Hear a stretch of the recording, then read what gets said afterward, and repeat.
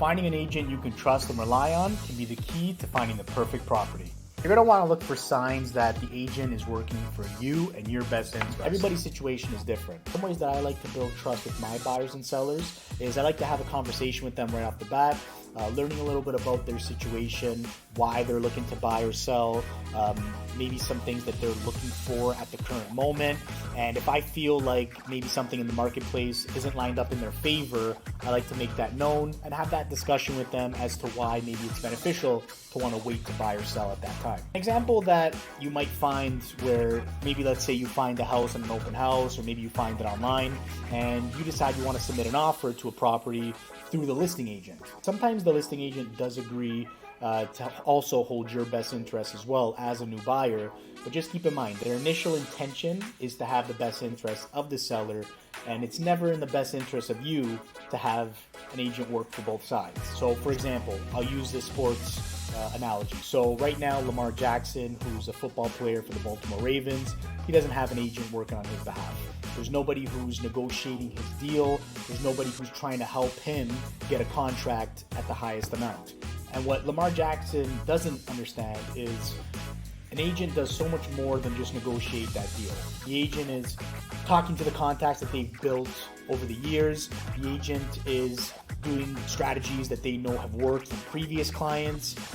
They're working the media to make sure that certain things are being leaked, that certain things are getting to the GM. These are things that are very strategic that someone like Lamar Jackson is only looking at it from one lens. They're only looking at it from how much money am I saving? And really the question is how much money is he losing by not having an agent represent his best interest? So just to bring that back to now how that relates to the real estate world, a lot of buyers and sellers think that they could do this on their own. You need somebody who's an expert and someone that you can trust so that they're negotiating on your best interest and that you're not being taken advantage of when you're buying or you're selling. My experience built over 7 to 8 years, I think is very valuable for someone who isn't familiar with buying or selling.